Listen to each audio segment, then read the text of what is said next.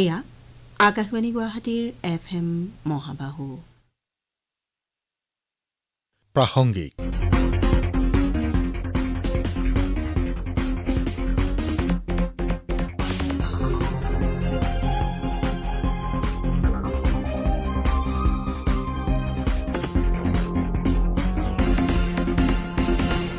নমস্কাৰ শ্ৰোতাসকল, আজিৰ প্ৰাসংগিক অনুষ্ঠানত শুনক ইউনিচেফ অসমৰ মুৰব্বী ডক্টৰ মধুলিকা জোনাথনৰ সৈতে সাক্ষাৎ গ্ৰহণ কৰিছে মানস প্ৰতিম শৰ্মাই। Dr. Jonathan, welcome to our show. Children Day is around the corner and we know we are going through a tough time. It's a COVID-19 pandemic and children, they are also affected due to the COVID-19. So what are the critical areas that need to be brought to the attention of the decision makers?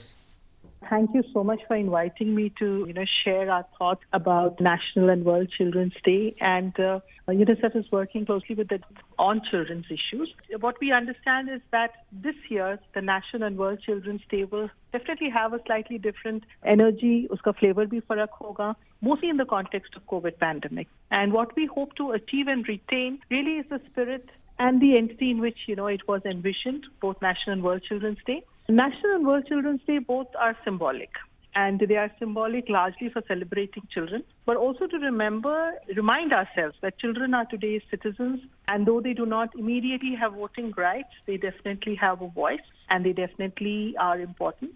In the context of COVID, the global pandemic has laid bare quite a few inequities. काफी सारी असमताएं हमारे सामने आई हैं और इससे हम देखते हैं कि काफी सारे बच्चे पीछे छूट गए हैं. Many children have been left behind और कुछ बच्चों का रिस्क बहुत अधिक हो गया है दूसरे बच्चों की तुलना में. जैसे कि हम जानते हैं कि जो हमारी बेसिक स्वास्थ्य सुविधाएं हैं, the basic health care that we have, we know that many children, because of the initial COVID situation जो हमारी February, March, April में थी, at that point many immunization sessions did not happen and they have recovered from that, but at that point many children were left out. और इससे क्या हुआ है कि जो मीजल्स हैं, पोलियो हैं, ऐसी बहुत सारी बीमारियां हैं जो ज्यादा हो सकती हैं. दूसरा पॉइंट है जो बच्चे शिक्षा से कट ऑफ हो गए, the children who were not included, जिनके पास स्मार्टफोन्स नहीं थे, जिनके पास इंटरनेट नहीं थी, और जो लॉकडाउन के वक्त अपने पेरेंट्स के साथ मूव तो किए और वो अपने घर पर पढ़ने की उन्होंने काफी कोशिश की,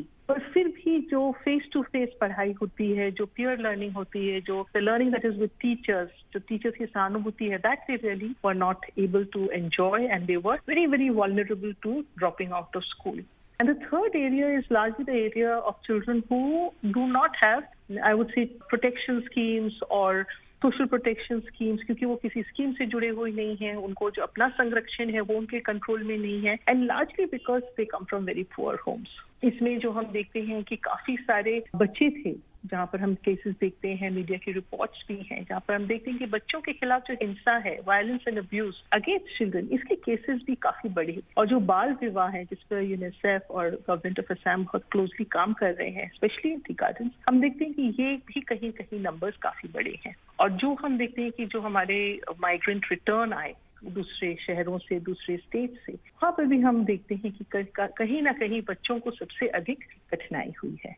हम जानते हैं कि बाय द एंड और by early next year we will have elections, और जो पॉलिटिकल लीडरशिप है, जो हमारे की डिसीजन मेकर्स हैं, उनको भी कोविड की जो सिचुएशन है उस पे उनको ध्यान रखना होगा. और ध्यान इसलिए रखना होगा क्योंकि कोविड की इस सिचुएशन से जो हमारे सस्टेनेबल डेवलपमेंट गोल्स, जो हमारे सतत विकास लक्ष्य हैं, उन पे काफी असर पड़ा है. क्योंकि हम यही पूछना चाहेंगे फिर कि in the situation of Assam, will every child be fully immunised as per their age, and will really the mortality, क्योंकि हम जानते हैं कि हमारा इम्यूनाइजेशन रेट, टीकाकरण का रेट भी कम है दूसरे स्टेट्स के हिसाब से, और हम ये भी जानते हैं कि जो हमारा मातृ मृत्यु दर है वो भी अधिक है, मैटरनल मोर्टेलिटी, मैटरनल डेथ का रेट ज्यादा है. तो क्या इन चीजों को हम कोविड के परिप्रेक्ष्य में, in the context of Covid, in the new situation of Covid, क्या हम इन चीजों को एड्रेस कर पाएंगे? और ये हम लोग को ध्यान रखना होगा. जी, और जैसे डॉक्टर जोनाथन, आप बच्चों के साथ जुड़े हुए हैं यहाँ पे भी और बाहर भी, आपके विचार से ऐसे क्या प्रायोरिटीज होनी चाहिए कि जो पोस्ट कोविड, अगर हम अभी से कहें कि पोस्ट कोविड पीरियड में बच्चों के लिए खास हम लोग को ध्यान देना चाहिए? जो यूनिसेफ की जो ग्लोबल सोच है, जो विश्व में हमारी जो ओवरऑल हमारी एक्टिविटीज हैं और जो सोच एक बनी है, उसमें री-इमेजिन एक कैंपेन शुरू की गई है और इसमें हम अपनी जो सिविल सोसाइटी पार्टनर्स हैं, गवर्नमेंट्स हैं और सबसे अधिक जो हमारे यूनिसेफ के सपोर्टर्स हैं, really we are bringing them all together along with ourselves to build a better post pandemic world and also to call upon children and young people, क्योंकि बच्चों की इसमें भागीदारी बहुत जरूरी है, and to look then कि post pandemic जो हमारा post covid situation है, उसमें हम किस तरह से अपने काम को, किस तरह से बच्चों की issues को, how we will bring attention to those issues and how we will hope to reach some of the promises that we promised to our children.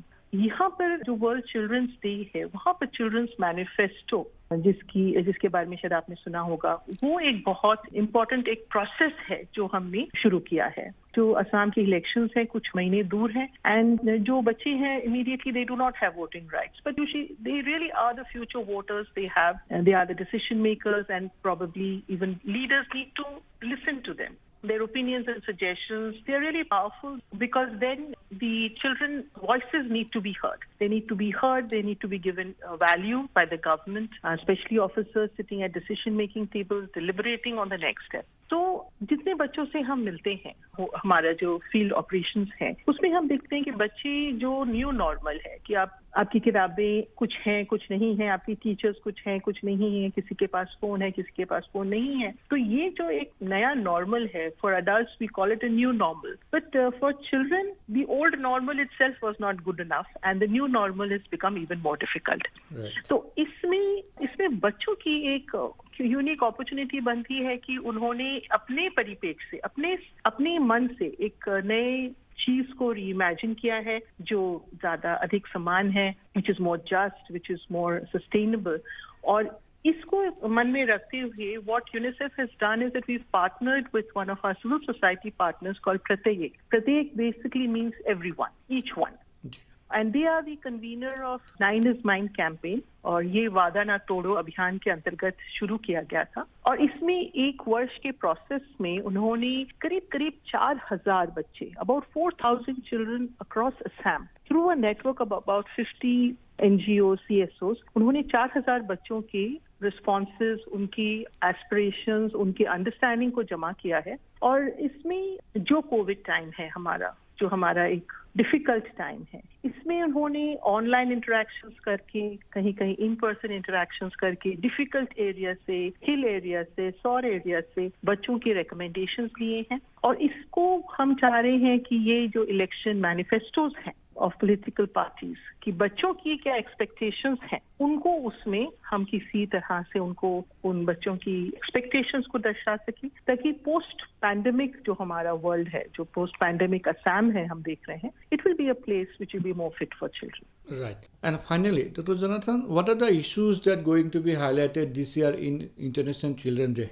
Children's Day is the World Children's Day and the National Children's Day are very important events for us, not only as events but also as days where children can actually speak out and have direct access. So इसमें जो है, जैसे मैंने कहा कि it will firstly the recommendations will have direct correlation with the status of SDGs. बच्चों ने जो फॉर्म्स भरे हैं, जो क्वेश्चंस रेज हुए हैं 2016 के मैनिफेस्टो से, from the political parties or from the manifesto they submitted in 2016, and children have really looked at those questions and they have developed like a form with other CSO partners. उन्होंने एक format develop किया है और उसमें उन्होंने अपने recommendations को भी दिया है कि कौन सी चीजें जो 2016 में प्रॉमिस की गई थी वो चीजें हुई और कौन सी चीजें हैं जो बच्चों के लिए प्रॉमिस की गई थी और वो कुछ उस तरह से नहीं हुई जिस तरह से बच्चों का एक्सपेक्टेशन था. और इसमें एक जो फाइनल आउटकम है कि बच्चे फिर फाइनली डिसाइड करेंगे, उसमें प्रायोरिटाइज करेंगे कि what are those 4 or 5 recommendations in the areas of health, nutrition, बच्चों के अपने संरक्षण के बारे में, in the area of education, in the area of disaster risk reduction, in the area of child protection. What are those areas which they will actually deal with? And UNICEF hopes that it is not only a political leadership that will will take cognizance of their recommendations and call to action. But also we hope that state bodies like the CETA as well as the ASCPCR who use data coming out of these recommendations, they will use it as a baseline कि ये बच्चों की basic expectations हैं, ये बच्चों का basic data है, and then to use this as an opportunity for children, as a young activists, जो हमारे नागरिक हैं, to create a platform with decision makers to share their ideas and ये देखें कि बच्चे इसमें किस तरह से participate कर सकते हैं और बच्चों के solutions क्या हैं. In their mind, what are the solutions that they propose for their own issues. So I think that is how we are looking at a very child-driven, child-friendly process for looking at results. Right. आज हम लोग का वक्त खत्म हो गया है. हम लोग फिर इस मुद्दे पे आपसे बातचीत करेंगे. Doctor Jonathan, thank you again. Thank you so much.